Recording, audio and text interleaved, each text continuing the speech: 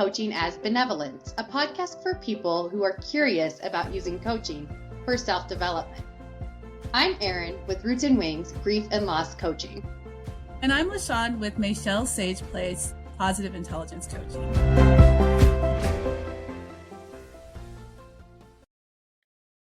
Okay, so we're back after a short break so that Eryn could recover from her accident. Of course, it was the medication that we were worried about.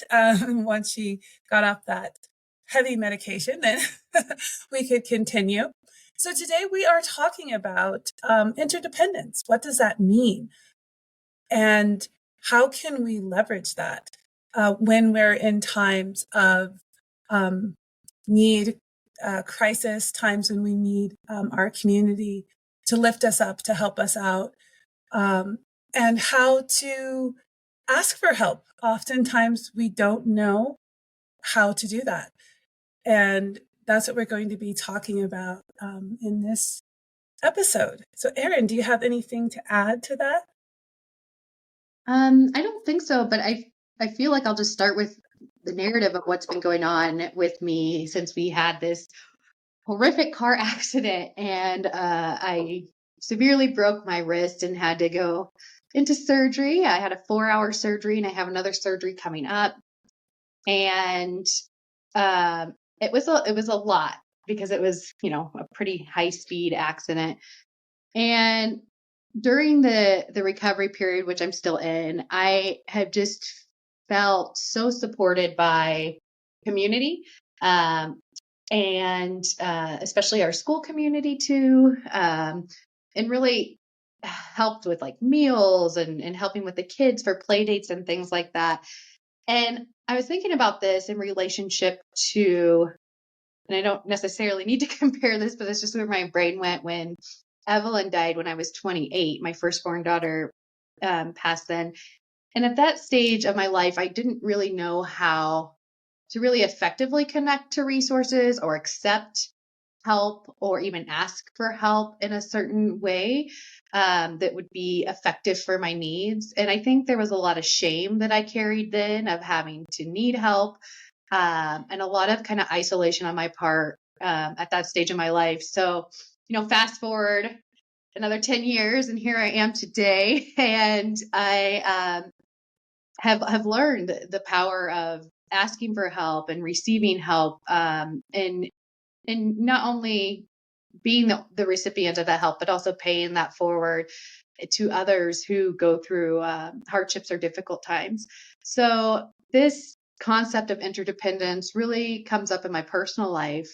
And it also came up a lot when I was working at the university, because we really try to help college age students move from recognizing themselves from being independent to being interdependent, which is a shift, because we're told a lot throughout our lifetimes, you need to figure this out for yourself. You need to, do all of this on your own.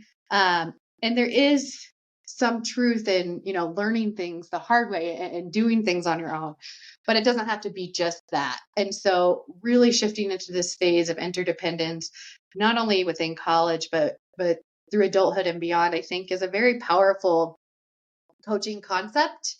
And the other thing that I was thinking about with interdependence is I've had a client tell me that she feels like she's been so codependent, but once we started to break it down, it sounds like this individual has been interdependent, and there's nothing wrong with that. And in fact, it's a very healthy way of being in the world, because we all are connected, right, in some way.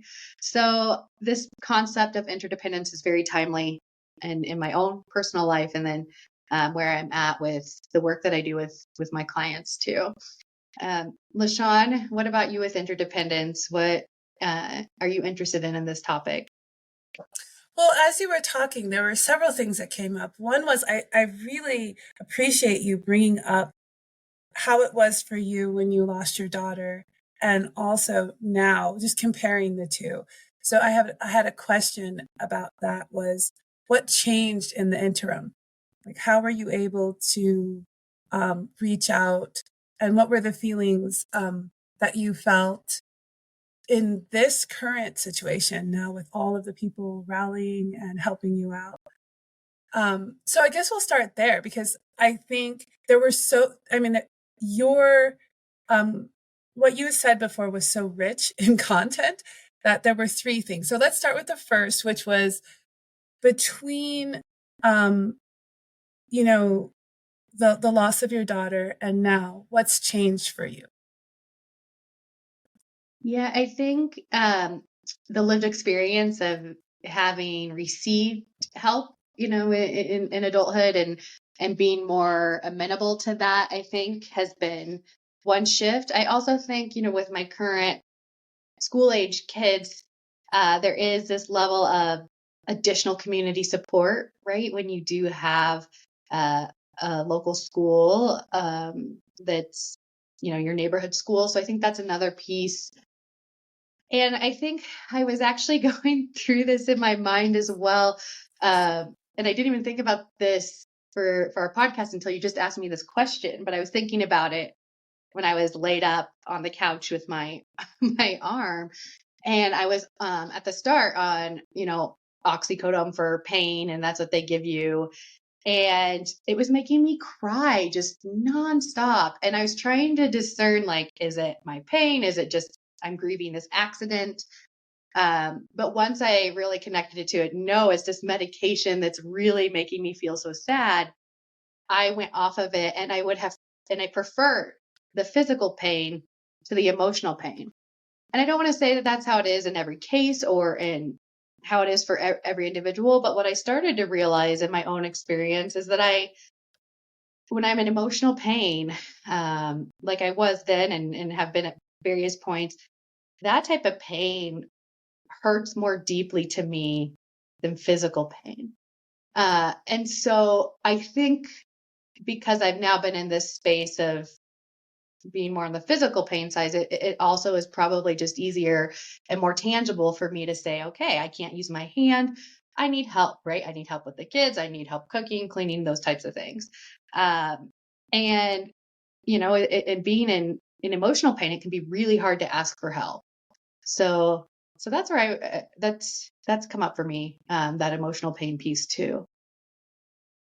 Yeah, no, that really resonates with me as well. I much prefer, if I were to choose, I don't want either, but if I were to choose, I would definitely choose physical pain over emotional pain. Emotional pain, there's a depth to emotional pain that I find intolerable. I've always want to um, get out of emotional pain, whereas with physical pain, I'm able to rationalize that this will pass. Of course, I haven't dealt with chronic pain, so I really have no experience where that's concerned.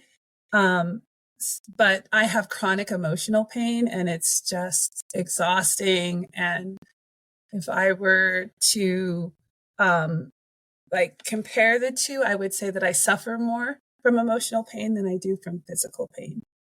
So that's really interesting. The effect that was it Oxycontin? I Yeah. think it's oxycodone. Yeah, oxycodone, that which is an opiate. Yeah. um, so yes, it's interesting that had that emotional effect on you. And one thing that comes up with from your response about your lived experience having received help, and then correct me if I'm paraphrasing wrong, but what I got from that was that in that experience of receiving help, you were able to maybe get the tools or the knowledge in terms of like how to ask for help, where to ask for help, maybe. Because one of the things that you said that was really interesting was that often people don't know where to look for help or how to get help when they're in a situation where they need that extra assistance. And my question would be, you mentioned the school. So for our listeners, if they're in a situation where they do need extra help and they may not have family or extended family, but schools. So let's just get down to the practical here, because one of the things that I do in my 9 to 5 is I work with families who are under resourced. And one of the things that we do is we help families find the resources in their community that can help them when they, have their car breaks down and they can't get their kids to school. But they don't have that extended family. They don't have the family around them. They're immigrants or they've moved from, another state, and they just don't have that, built-in community that we usually go to. So for you, Eryn, your school community, if you could just explain like where the help came from and how it came to you. Yeah, so one of our neighbors has a daughter in my daughter's class and then a son who's a year older than my younger daughter. So they play a lot together and we've gotten to know each other really well. And they also go to the same school. So really, it was this individual that kind of took charge and got all the information out to the people, to friends in the school and some teachers and things like that. And what I was really impressed by was, even the teachers' responses, really wanting to take care of my kids, right? Having gone through a really scary accident. And then also my preschool teacher and the teacher helpers in that class, like they even signed up to bring a meal and they wrote this nice card for my daughter and all these things that I feel like, is going the extra step is taking time out of their own lives to do all this extra support. I just was so blown away by that too. So I think, having somebody connected at the school and really, if you need to ask that person that's connected at the school for specific things, I think there's nothing wrong with that because that school is your children's community. It's your family's community. And I'm really lucky because we have a neighborhood school, so it's situated within our neighborhood, so that there's also that extra piece of community already embedded in there. But the other thing is my friend who really got things set up with getting all of these support resources, she was already so connected to the school to begin with, through all of her volunteer work that she did there and things like that. So I think, it's just nice to have friends and people in one's life that know how to play those roles and want to play those roles often of, collaboration and bringing people together to support someone. So that was what I experienced this time around with the school. Yeah, so what I heard there was that you had or parents of your kids, classmates and friends, and also teachers. That is really good to know that there were people in your community who took the initiative to help out. You didn't have to say, well, I need this or I need that. They just kind of were able to take the initiative to help you out, which I think is wonderful. When I hear about people like neighborhood committees, people who bring casseroles or, food, you often see that in like movies and stuff like that, where the neighbors, like if there's a loss in a family, they're always bringing casseroles or some kind of food. Yeah, I think that's really interesting to point out here because also in our church community, we received a similar response. And the woman leading those efforts there she came over and sat Mm. down with me and interviewed me in a way like, what does your family eat? What's off limits? What's good for healing? Like those types of things. And so she initially put all of that together, so that it wouldn't necessarily be, the same casserole all the time, but like these foods for bone generation and foods that the kids would eat and things like that. So I thought that was really amazing. And I have never done that for a friend where I actually sat down as the leader of like a meal train and said, okay, what are the specific needs here? Now having experienced that, it's something I'm definitely going to do in the future for other people. It was amazing.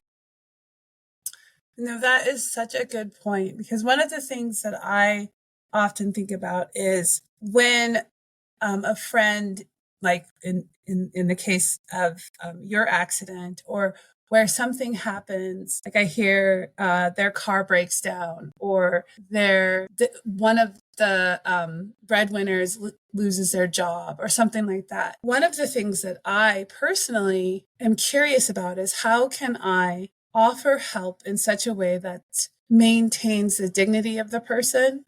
And one thing that I heard from what you said about the woman from your church, she came to your house and asked you, what do you need? What are some meals that you like? What are food that you can't eat? So I think that that is a great thing. And that I'll take from that as well is just reaching out to the person and just asking, what are meals, what things will promote healing, or what things will help, like with carpooling, or whatever needs to be done, but really going to the person and asking them what they need. And that's one of the things that I'm also learning in my role in my 9 to 5 as well, is just sitting down with the family and saying, what do you need? What works for your family? What is your schedule? What is your work schedule? What is your kids' schedule? And then going back to the community and saying, well, can we get our van to pick up this child at this school? Or can we get parents who maybe live around there who could do like a carpool? So yeah, it's really just figuring out specific needs of the family or of the individual who needs help. And then another thing that you said that was so interesting as well is that you're taking from your lived experience, and you're also seeing how other people have helped you and how you can do the same in the future. So I think that is also really great. That's something that resonates with me as well. Yeah, and I think that's how a lot of people are wired.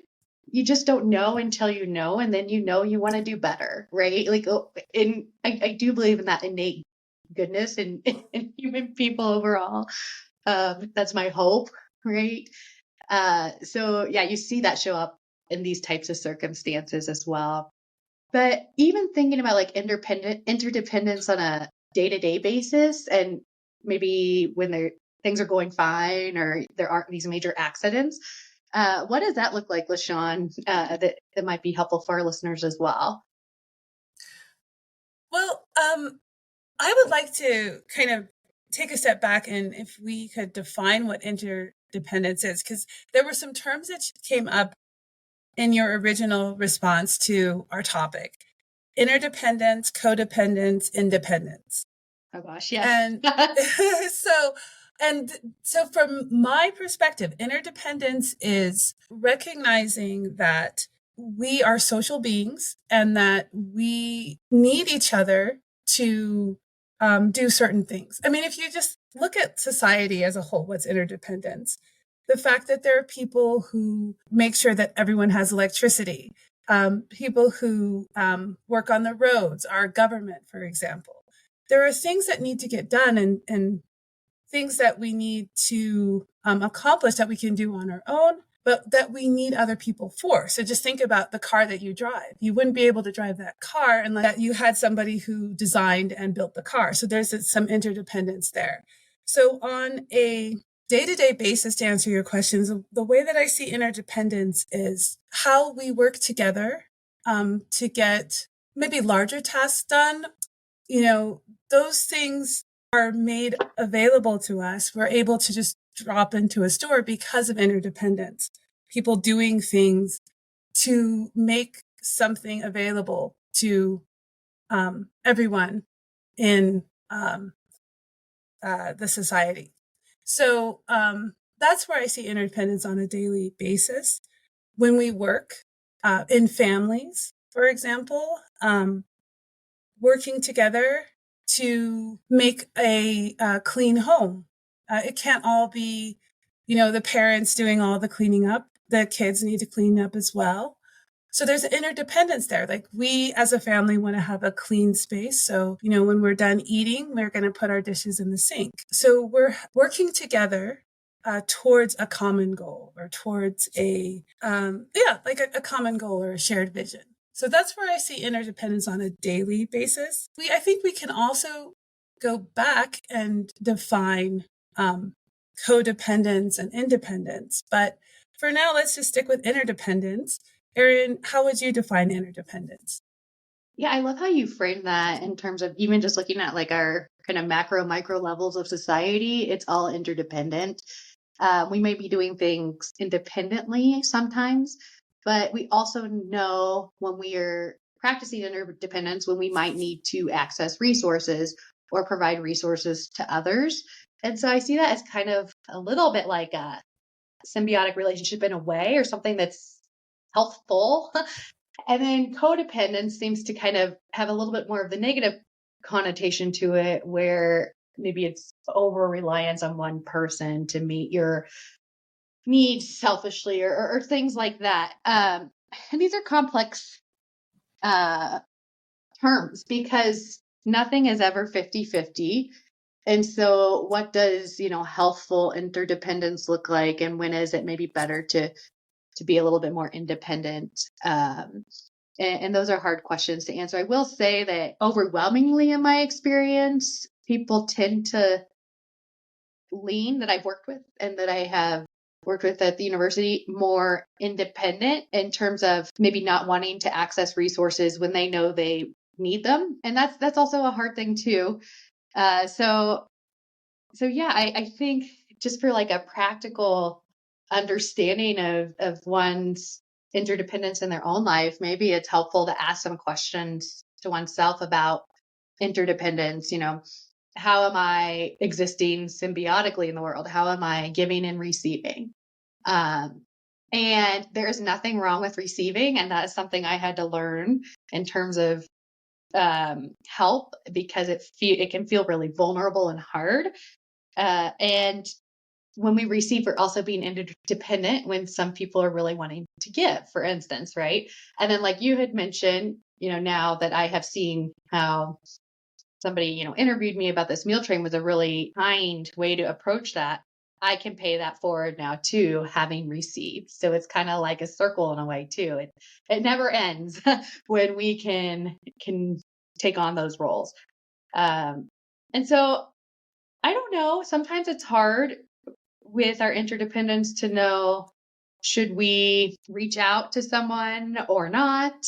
Not as the receiver, but as the giver, right? Like, what should, those can be hard questions too. So I don't want it to focus solely on the receiving end of interdependence, but just really thinking about too, like, what hinders our abilities to reach out to others, and what's our role in that, in a healthy interdependent way versus maybe in a way that's not healthy, or the way that's codependent. um, I don't have answers. This is questions just coming up for me right now in this conversation. Yeah, I would echo that too. I think it's really important to ask ourselves how to give in such a way that doesn't take away too much from your own well-being, or your own, identity, or sense of self.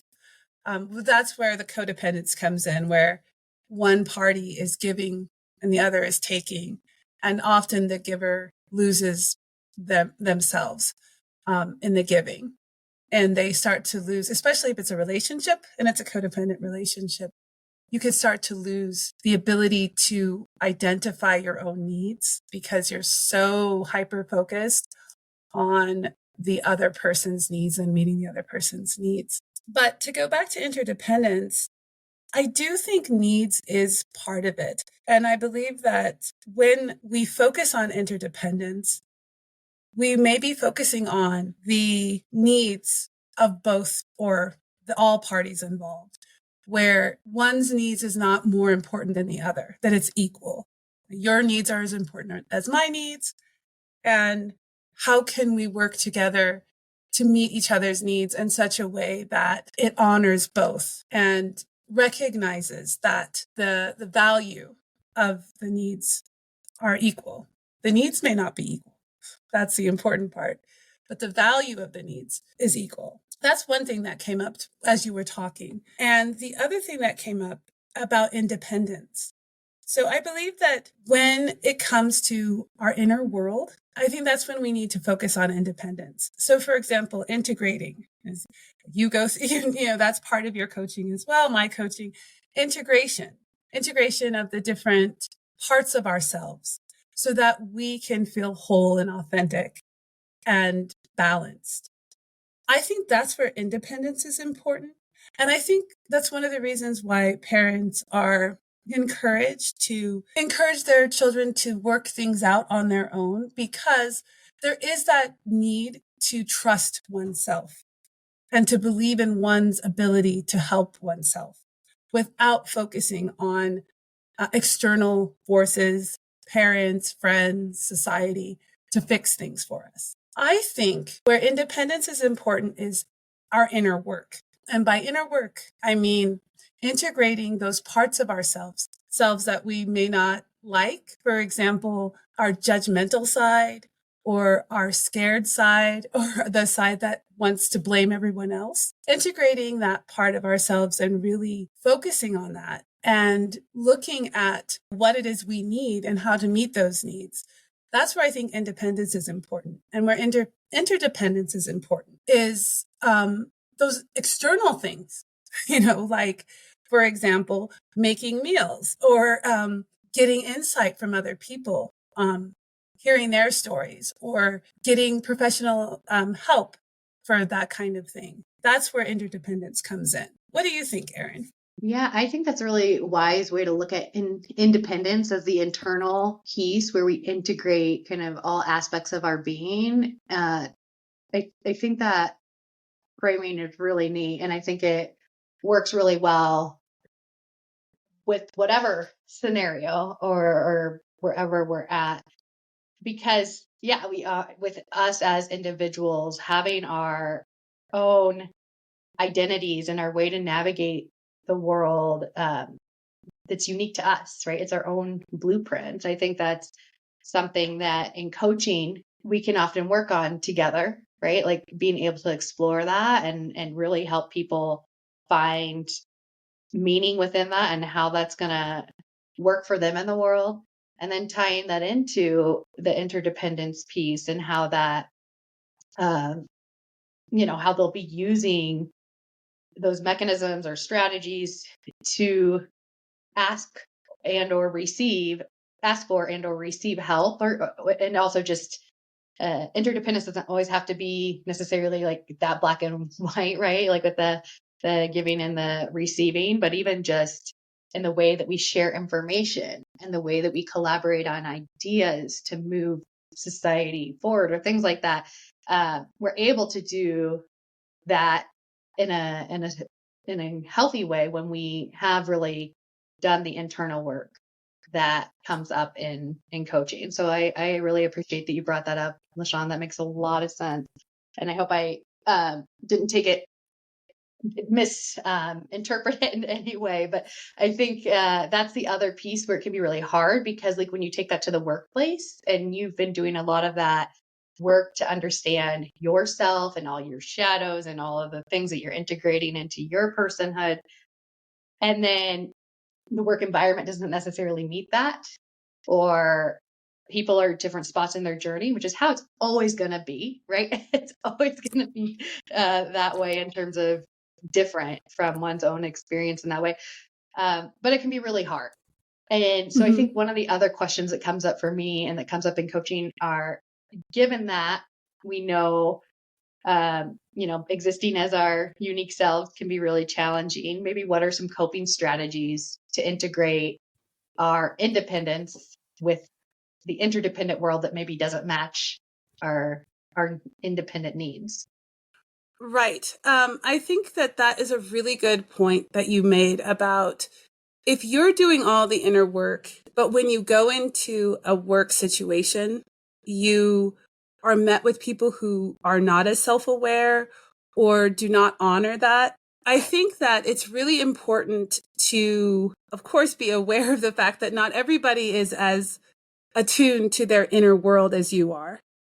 And I believe that when you've done the work, the inner work, and you know who you are and you know your strengths and weaknesses, you can recognize when someone doesn't. And hopefully you can have the compassion to recognize, okay, this person is not as self-aware as I am, and I can take care of myself and my own needs, recognizing that whatever problems, if this person is difficult, or if this person is disrespectful, or if this person is rude or violating my boundaries, I can recognize that this person is not as self-aware as I am. And you can set your own boundaries and communicate that to the person.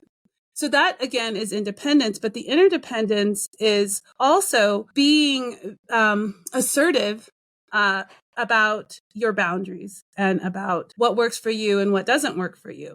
Whether or not that person can handle that isn't your responsibility. And I think that's also part of interdependence as well, is recognizing where your responsibilities lie and where the other person's responsibilities lie, and not taking on that other person's responsibility. So we're all responsible for our emotions. We're all responsible for our, meeting our needs. And if a person is incapable of respecting boundaries, then it's not our responsibility to take on that person's needs or that person's inability to respect our boundaries. We can just leave or, do what we can to make sure that we don't interact with that person very much. But of course, if we are in a work situation, that can be difficult, especially if they're your boss. And that's where you might want to navigate the system in terms of like human resources, or maybe finding another job or going to another department, doing what you need to do to have a work environment that's psychologically safe. You deserve that. And that's where interdependence comes in, where you can use other avenues to make that happen. And I think it's easy to look at your situation, especially if you're dealing with an abusive boss or supervisor or someone that you interact with on a daily basis. It's very easy to tell yourself that there's no way out, or you just have to tolerate it. And I think if we can give ourselves permission to ask for help when we need it from other people in the hierarchy of the workplace, there's almost always someone higher that we can go to. If your boss is an executive director, almost always there's a board of directors or something, or something that you can do to kind of go above that person, or talk to human resources, which is supposed to be separate from that anyway. So there are ways to protect your psychological space. And I think that's something that requires independence in terms of knowing what your value is and your worth is, and knowing that you deserve a psychologically safe space. And the interdependence is where you can look for other people to assist you. And I don't know if I've just kind of gone into left field or whatever, but what do you think, Eryn? No, I think you have some really important, helpful tips in there, like with how to navigate the system when needed, if things are not working out well with one's interdependence. I think also it can be really helpful to talk with a coach or a therapist or somebody to start processing if you're starting to recognize that things don't necessarily seem very healthy, but it's maybe hard to pinpoint why. It's always good to have the opportunity, I think, to really talk things through in a space where you, as you mentioned, are psychologically safe. I think that makes a lot of sense. And I think that it's one of those things that, sometimes we don't notice it until maybe you listen and you're like, wait a second, is my workplace, healthy, or is this a healthy relationship or things? It can be sometimes really hard to even, because we're going through life, right? Like not maybe really busy and not having the time to really ask those questions. And now that that question has been opened up, that's the other thing that I think is really important and really invaluable, is that you take care of yourself when you start to look at those things. It can be easy to then think about it all the time, or it can be easy to self-destruct at work, or it can be easy to kind of completely isolate. Like all of these like maladaptive coping kind of functions or mechanisms when we first open ourselves up to looking at maybe things that aren't as healthy as we once thought, because it can be really shocking and it can be really hard. So really, if that happens for anyone out there, if they are recognizing that things are not as good as they thought they were, I think it's a really important thing to talk to, neutral people in your life as much as you can. And I'm sure there are other ways to also process, right? Like exercise and journaling and things like that. My go-to is verbal processing, whether with a therapist or a coach. And I think that can be really helpful. Yeah, that's a good point. That also, I think using professionals like coaches, therapists is another example of interdependence, because independently, we know we can do the inner work, and the interdependence would come in with having someone to help facilitate processes that will help us better understand ourselves. So that's where I see interdependence in terms of using resources like professionals like coaches and therapists and even, seminars, anything that can give you skills, processes that will help you develop healthy skills to adapt to certain environments or to take care of yourself.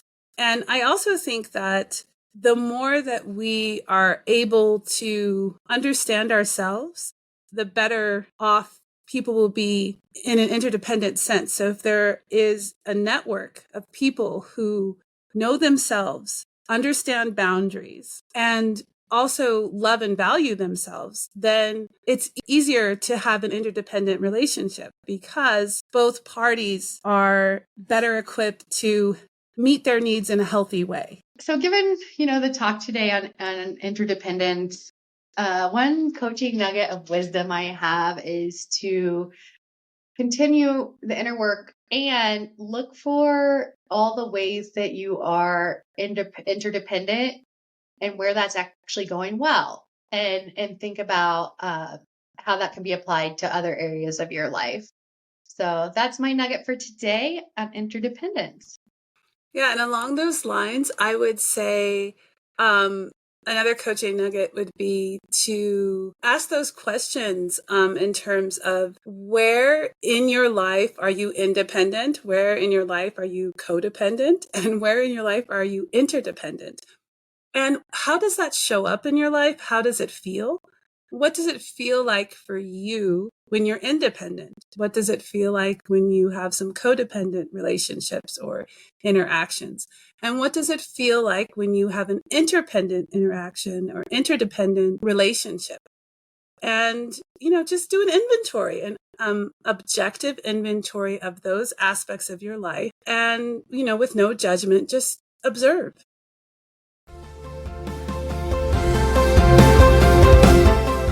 Thanks for joining us for Coaching as Benevolence. I'm L'Shawn with Mayshell's Sage Place, Positive Intelligence Coaching. And I'm Eryn with Roots and Wings, Grief and Loss Coaching. Have a benevolent day.